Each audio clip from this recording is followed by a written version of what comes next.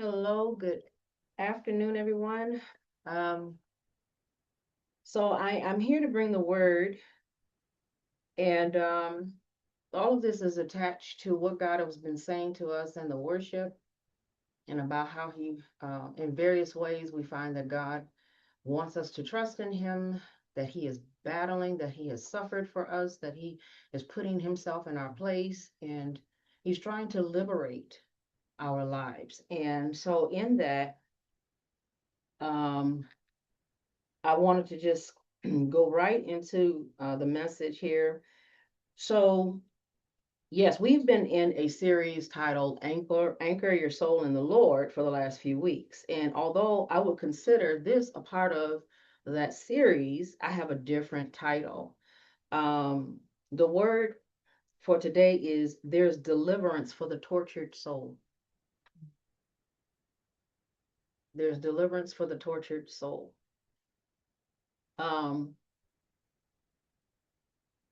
Interestingly enough, the foundation of this message is born from Psalm 139. And so I want to say this because I'm in this process of understanding and learning.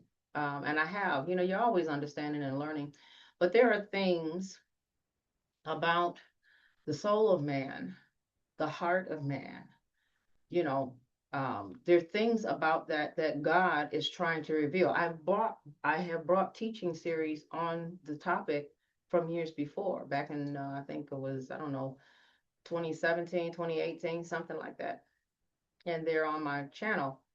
Um, but I have brought messages and they're very good. But you know, God will establish your heart in truth, and then He'll add to you when you're ready for Him to add to it. And the things that He is are adding, it's really, I my mind is blown by it. I mean, I just, it's like I don't even know really fully how to process these things, and so it is my way to wait till I understand things to a point and don't teach it or try to bring messages about it. But when the Lord is impressing upon you to do something and you're arguing with Him about why you feel that, not yet, God, and He's like, I'm talking. Those things are happening for me because there are things about this that's new, and He's showing me in His Word some things. And I want to say this for those that know, yeah, I have some there's some books and things like that that God has added to me, and I'm trying to learn some things, but this is not about those books. God's showing me things in the scripture, and I am seeing it for myself. Um, and so those other materials and things like that that He's bringing, it's confirming what Holy Spirit is saying. And so um, we're going to be in Psalm 139, and we're going to read it in its entirety. But along the way, I want to point out some things because while this psalm is often quoted to focus on our value, okay, I'm seeing something else hidden in the language that now makes me believe that this is most definitely a psalm of warfare. Okay, so Psalm 139. I promise you, this is not where people go for warfare songs. I'm going to read it from the New King James version. And in my Bible, there's a heading that is over the passage. And it says, God's all seeing eye and escapable presence. It's a Psalm of David, and that's what's over the heading. And I believe that this title is very important to our focus today. So before we read, I just want to point out that the opening of this psalm, while it is beautiful, it is absolutely beautiful, was spoken by David, or this is what I posit, that it was spoken by David at a certain point of his life. Okay. And while it's not indicated what part, where it met, where these words came from, I believe his choice of words are very telling. So let's begin to read his reflections, the reflections of this prayer. It starts off in Psalm 139, verse 1. It says, O Lord, you have searched me and known me. You know my sitting down and my rising up. You understand my thoughts from afar. You comprehend my path and my lying down, and are acquainted with all my ways. For there is not a word on my tongue, but behold, O Lord, you know it altogether. You have hedged me behind and before, and you laid your hand on me. Now I'm gonna pause there because in the Passion Translation, verse 5, where it says, "You have hedged me behind and before," the Passion Translation reads in the from the Aramaic, which is the original language that this was penned in.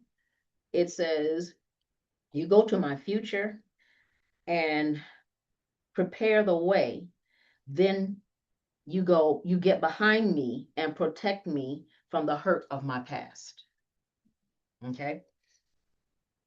So then, so it's pretty deep here. So then he goes on in verse 6. Such knowledge is too wonderful for me. So these things that he's saying that God has done, he's like, this is too wonderful for me. It is high and I cannot attain it. Okay. So here we are. He's just acknowledging, it looks like he's just acknowledging God. He's saying beautiful things, right? You know, look at what you've done for me. That's what it sounds. That's why I said when we read the psalm, we're thinking about just how beautiful God is and how much he knows us. He know before I say a word, I don't even have anything in my mouth to say, but he know I'm about to say it. You know, he knows me like that. And then he says, where can I go from your spirit? Or where can I flee from your presence? Now, when I'm reading this, it doesn't seem to flow. It doesn't flow. You have him talking about God. And when I say it doesn't flow, it means that he's going someplace. He's shifted into something. He's making a point in this prayer. He says, where can I go from your spirit? Or where can I flee from your presence? If I ascend into heaven, you're there. If I make my bed in hell, behold, you're there. If I take the wings of the morning and dwell in the uttermost parts of the sea,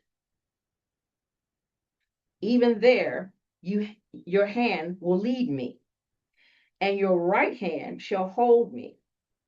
If I say, surely the darkness shall fall on me, even the night shall be light about me. Indeed, the darkness shall not hide from you.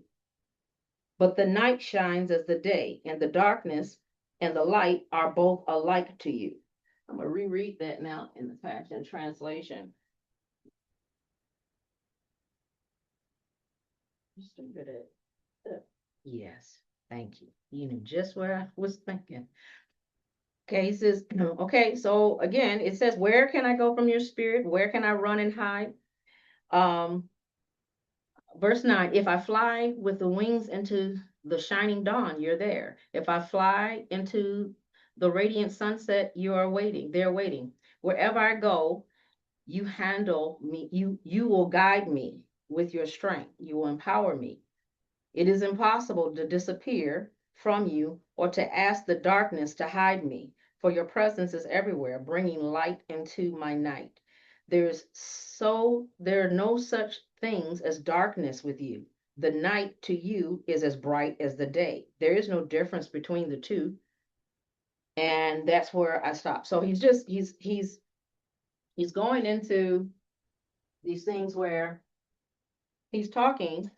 And what the reason why I say there's a shift here is because of what he's talking about, the places that he's talking about. Now we're thinking he's saying, no matter where, yeah, of course he's saying that. But the problem is these places that he describes are places where people's souls have been trapped. I'm gonna say that. Okay. When you look at it and you read it, you see it's like, I know this list.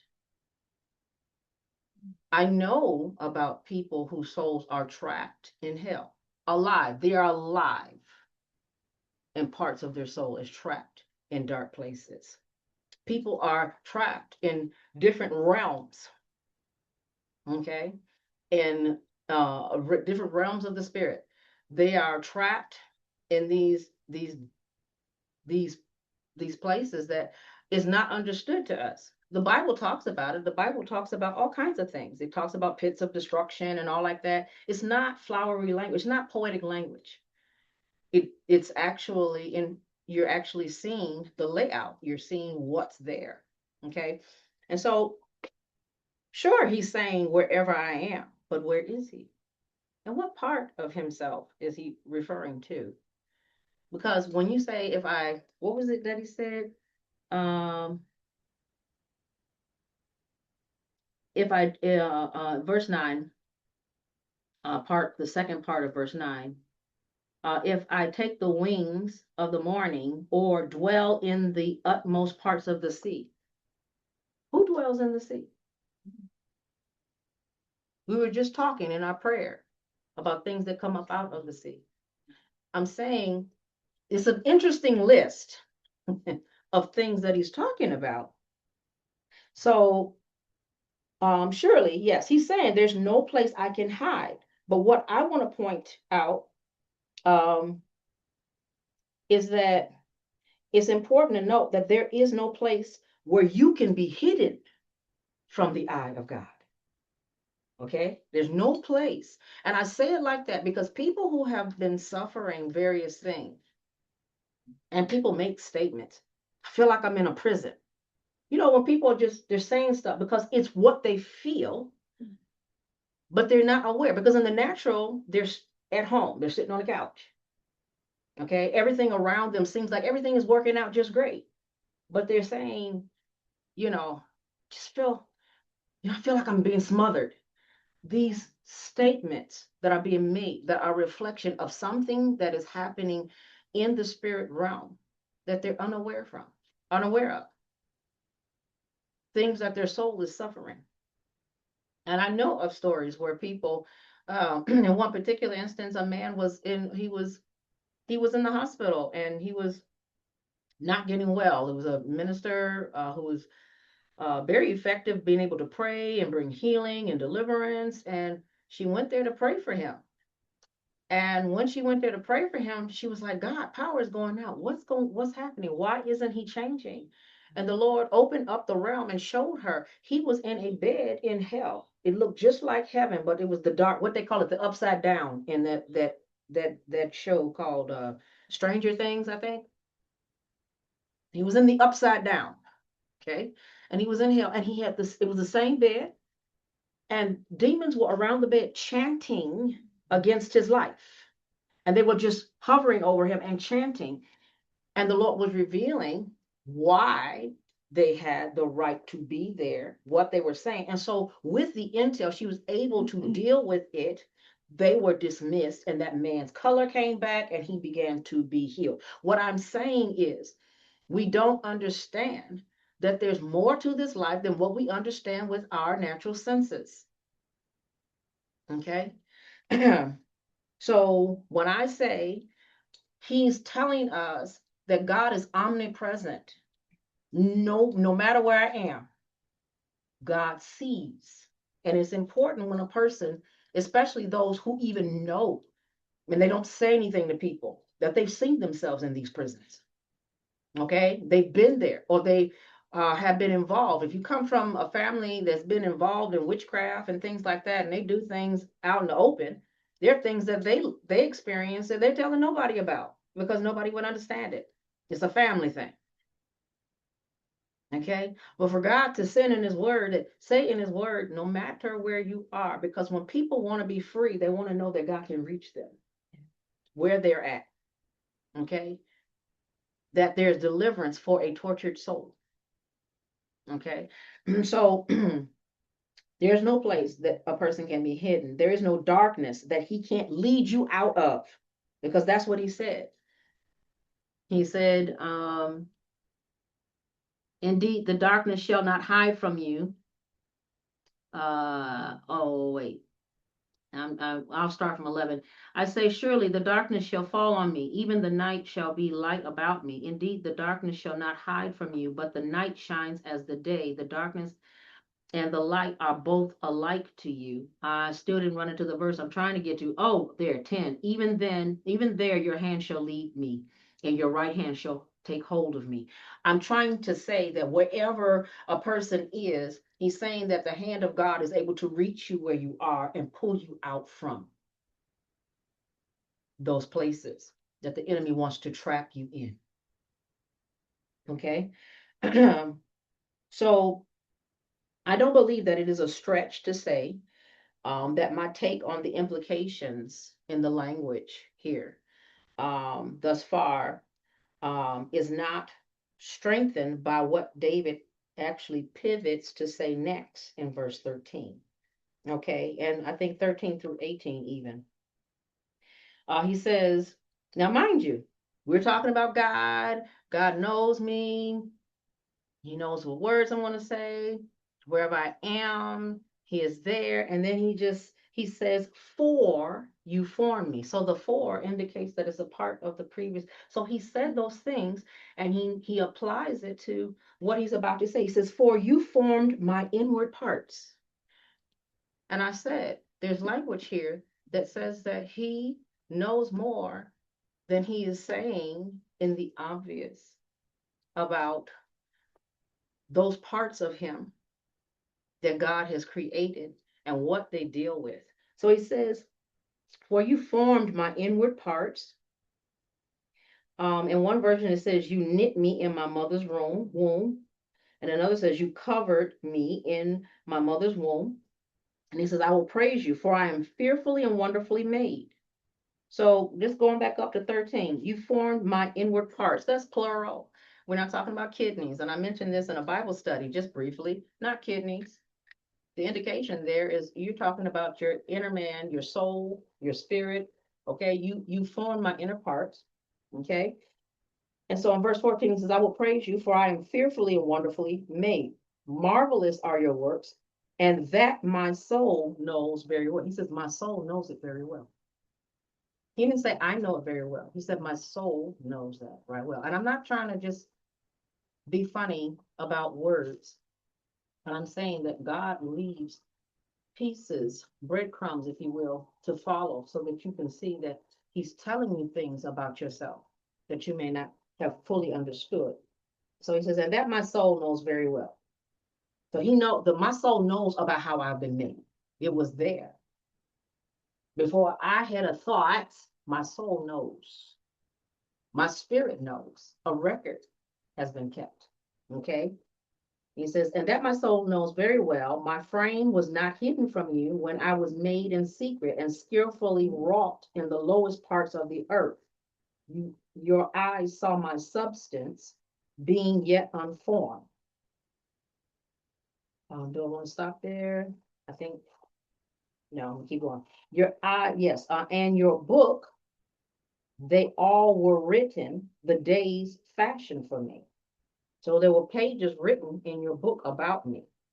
Okay, you made me very intentionally. You made me, you wrote words about me, when as yet there was none of them. I wasn't born yet, but everything that was known about me was written. How precious are your thoughts to me, O God? How great is the sum of them? If I should count them, they would be more than the number of the sand. When I awake, I am still with you. Pause. So here we see, as we were expressing, the matrix of the soul, the spirit, and the body being formed, described as inward parts, a frame, unformed substance, all knit together, which implies they can be separated. Okay. David's soul was said to bear record of the things that were done before a day was ever known by him in his own understanding. Okay, so I'm just saying that there's some things that are here that are indications of the way that one's soul operates, one's body, spirit, that matrix, how they are interwoven. okay, in parts that they play. All right. And so he's taking the time to break it down. He just broke it out in this prayer that he's praying. Okay. But then look at that next verse, verse 19. So he just said all of these things that sound again like a something that we read to understand our value. Then he says, "Oh, that you should slay the wicked, O God. Depart from me, therefore, you bloodthirsty men." Where did that come from?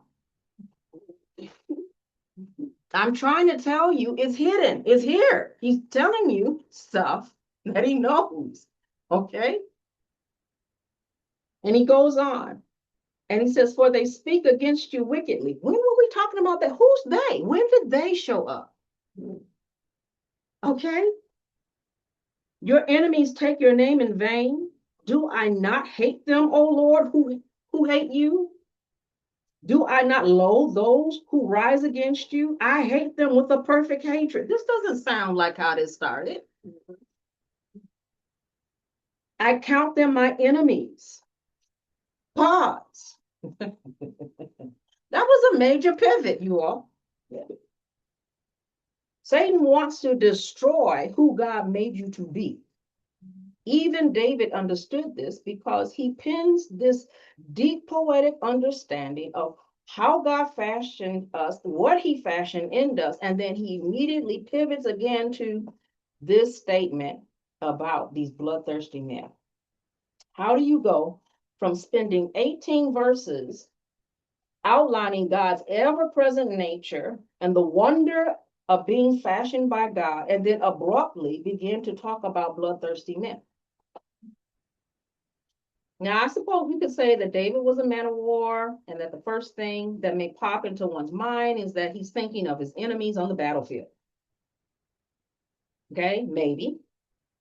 But if you did not know, I'll tell you now, David was a seer, and many things he spoke related to his insights into the operations of the spirit realm. So there are agents of Satan in witchcraft and the occult who have bloodlusts, and they use ancient demonic covenants of iniquity in your bloodline to battle against your destiny. And David battled for 14 years, going from cave to cave, from wilderness to wilderness, in full anticipation of the fulfillment of God's call on his life. But he would have missed it had he not called upon the name of the Lord. So I believe that this is why we have often felt stuck, delayed, harassed, as opportunity wasters try to swallow each day that we wake up to. Okay? We must call upon the name of the Lord for his intervention and say, "Depart from me, you workers of iniquity." That's what he said, right? "Depart from me, you workers of iniquity." Well, he said, "You bloodthirsty men." I'm saying the same thing. He's used this language. David has used this language in some of his other writings. Okay. But that means we have to give up the deception and come to the knowledge of the truth. If you're going to say what he was able to say, that means that you come to the knowledge of what it is that there's something else that has that resists your life. Okay. You have to come to the truth that you are fearfully and wonderfully made, and the enemy of your soul is banking on your ignorance of these things so he can keep siphoning from your life. So when we look back on the verses in Psalm 139, what looks like pivots in his writing could speak to the context of why he is reflecting on these things.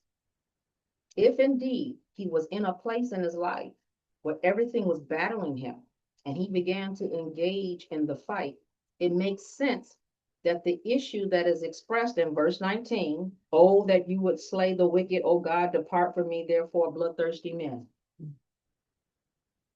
I believe, okay, that it makes sense that the issue expressed in verse 19 is actually the context that ignited this prayer in the first place. You know how in the movies, they show you the end at the beginning?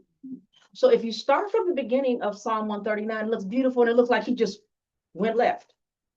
But if the reason why he's praying this prayer is because of what we see in verse 19, because of the opposition, then we go back and look at the beginning and we begin to understand why he began to pray what he prayed. Okay. Everything else becomes revealing on how he engaged in the fight. He began with acknowledging God as being creator. He declared the wisdom and goodness of God, as well as the foreknowledge of God and all-knowing, ever-present nature of God, which um, which says that no matter what the situation he found himself in, God is there. This is what he did. I'm trying to tell you, because last week when I talked about anchoring your soul, and I was saying access denied, I was talking also about what God prescribes for how to anchor your soul, how to get your deliverance. And we're seeing this exercise here in David, what David wrote. Okay. Um, he aligned after he did this, he then aligned himself with understanding that he was created with intention and purpose, and that God had plans and destiny for his life. So, in a nutshell, through his dialogue and prayer, he informed his spirit and his soul who God is, and that he was aware of this matrix of his life, his body, soul, and spirit, and the battle that is there because of who he is. Okay, so you see, it's really not fair for you to be allowed to think that you can deal with your conflicts in your life by just working harder or praying longer. Okay, the Bible says, do not be ignorant of Satan's devices.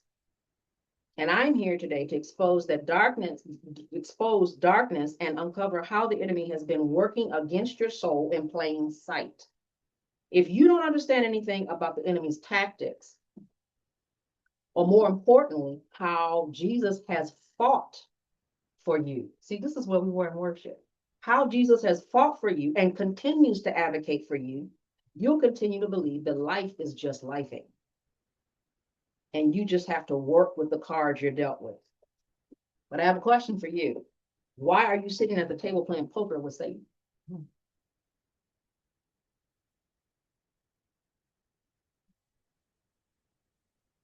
Many of us don't realize that we are in this game because we don't know how it's played. We don't know or understand how he uses our unguarded emotions and life situations to leverage our souls and pull us in.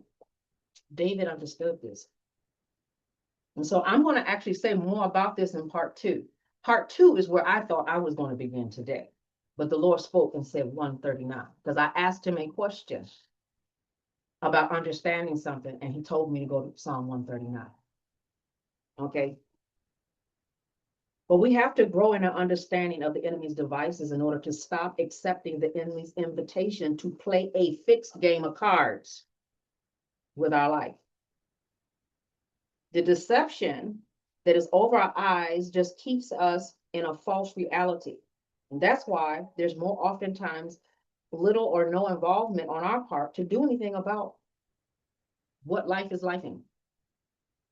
It's like if I was at your house and I ran up to you and said, seriously, okay, there's a large snake slithering through your hall upstairs. And you said, thank you. Because what you heard was, I just love the paintings you selected for your hallway upstairs. This is what I'm saying. When I refer in worship, I refer to people coming to church as happy dummies, not aware of all the things that are transpiring in the spirit realm around them. Okay? Because they don't know. And so you're trying to tell them, and they're like, thank you.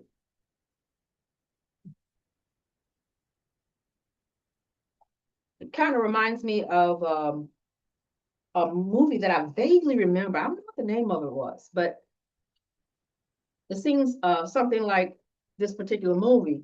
In this case, it was a person, it was a female, and she was interacting with people all around her in living color. Okay, we were watching the movie. We watched the entire movie. It ended kind of like Sixth Sense. But she was interacting with people all around her in living color, and she was even eating.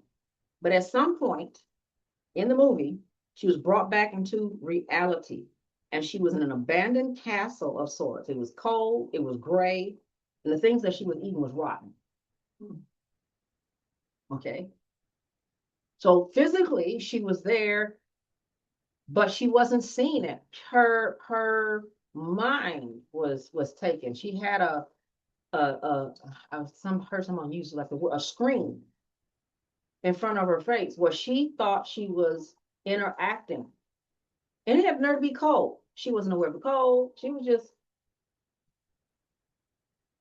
and that's what I'm saying. I'm trying, so there are things that God is trying to say because there are places that He's trying to deliver us from. Okay.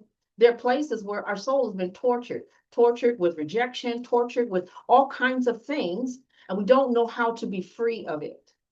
But we also don't understand that these places exist, that they're real. There are things that God will bring up. He'll show it to you, and you're like, no. Like you don't believe what you were just shown. Okay, so then there's deception. There it is. There's the screen. So God's trying to show you what the issues are, but you're not seeing it because you don't want to see it. The enemy wants you to stay in deception. Sometimes we don't want to see it because it means that the pain will come to the forefront. Okay, or it means that we have to admit that we did something terrible. Okay, there are these things that we end up having to face. Okay, but this is the reality. These things are happening in our life, and we've experienced disappointment, and we blame God. Oh my Lord, isn't that what you just said in the worship? You were saying we get up on the cross. God was showing you how we get up on the cross and we go through this stuff that we aren't supposed to be going through. But then we blame God for why it's happening. He's like, I'm suffering for you. You don't belong up here. I'm up here. I'm battling for you. I'm advocating for you. Well, you don't understand it. That's what happened for those that are watching the video and you weren't hearing worship. That's what was happening. So here God is. Yes. As you were speaking, that reminded me of something in my vision that I saw. It was like basically what you were just saying, and I saw like people in the prison, and they were going back and forth trying to get out, but they're not asking God for the key to get out, and then eventually the lion comes in and devours. See, and here we go.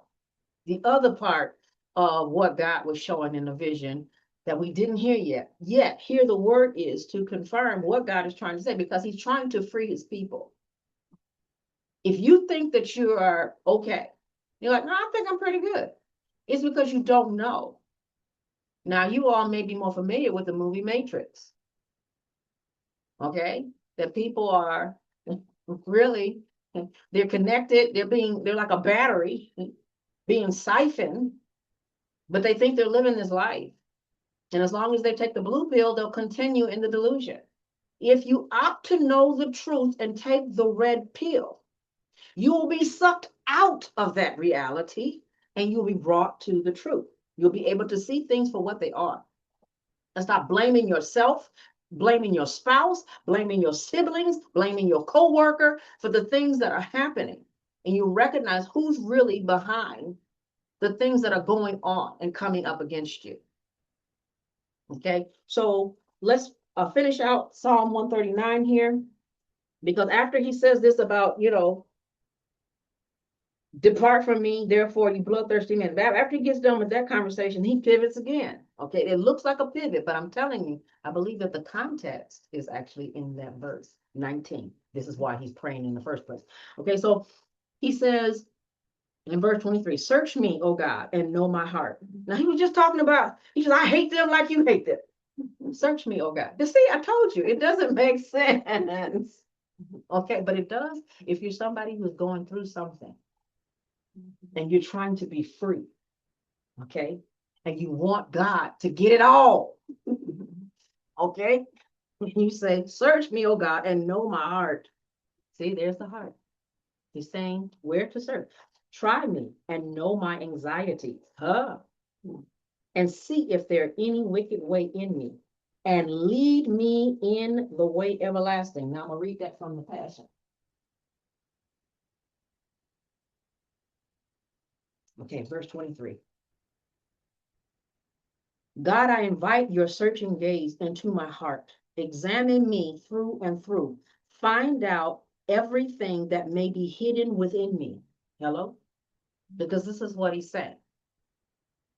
Put me to the test and sift through all my anxious cares. See if there's any path of pain I'm walking on, and lead me back to your glorious everlasting ways, the path that brings me back to you. The language of the path is not figurative. There are places that the soul is kept. She was just describing seeing, Akira was just describing what was in the vision where she was seeing people in a prison and they wanted to get out. Lead me out. Then the lion roars. Gates open, the enemy is devoured, and then we're shown the path out. Literally returning to our soul and making us whole again. Okay. So, like I said, I don't have the kind of proofs that this is what David was dealing with. What I'm saying is I've tried to understand this, and the Lord brought me here, and this is what he brought up to my heart. So whatever the truth is, whatever the situation is about David, I see if I start at verse 19 and then read everything else, I understand why he began there. David has been known to say, soul, why are you disquieted in me? Who is he talking to? He's talking to another part of himself. What was that movie, Me, Myself, and Irene? I didn't even understand it. With Jim Carrey. Okay, he's playing these three parts and he's talking to himself. Okay, what I'm saying is you do have three parts. They were knit together. Okay, it is a matrix. And they're working together, and we don't understand that that identity is a part of ourselves, but it is an identity. It thinks, okay, it feels, okay, and it communicates. So we have it communicates with the soul. It understands the spirit, okay. And so there are things that about our soul that just need to be understood. And so the way that David battled was to start with telling his soul the truth about who God is, and bringing God into the situation, acknowledging who God is, and then addressing what was opposing him and exposing his heart even more to God to get it all. Bring me into the path that is an everlasting path. Take me from the prisons. Take me from the pits. Take me from these demonic planes. Take me from these pits in hell. Take me from these places, okay? And deliver my soul, God. And so, as I close here, I was telling you that while we were in prayer, I said that for the first time, I was aware of witchcraft that was being sent against the service. And when I think about those bloodthirsty men, those that have a bloodlust, those that stand at altars that are agents of Satan working against your life, what is man that thou art mindful of him? Yeah, you're so mindful that Satan makes sure that every creature has someone assigned, not one. I won't get into those numbers because I actually know what those numbers are, but he has teams of people assigned to you to keep you from going into your destiny. You have opposition, it's real. And the sooner we embrace this knowledge, the stronger we will get. And then the enemy, he'll be like, I'm using all these movies, The Wizard of Oz, when the curtains pull back. To pay no attention to the man that's behind the curtain. You are exposed. Okay. And so, like I said, some of us don't even understand how we got to the card table because we don't understand the decision that was made, that God put us in the game. There are things that are there. So the Lord wants to show us some things. Now, like I said, the thing I'm going to be going into in part 2, that's where I thought I was going to start. And I was like, oh my God, I didn't realize you said so much. God, he laid out, he told you exactly what they do. And it's in the Word of God. Exactly, expressly. It's not something that we're going to try to draw from it and and understand it through exampling. No, no, God said directly. He said, this is how to do it. And so we're going to see some things because again, there is deliverance for the tortured soul. God is there. He's a very present help. He knows about it. He's experienced things with you. He's taken your place and you don't even know. Okay. So we want to hear more about what God is trying to show us so that we are not ignorant of Satan's devices. Amen. All right. Tracy.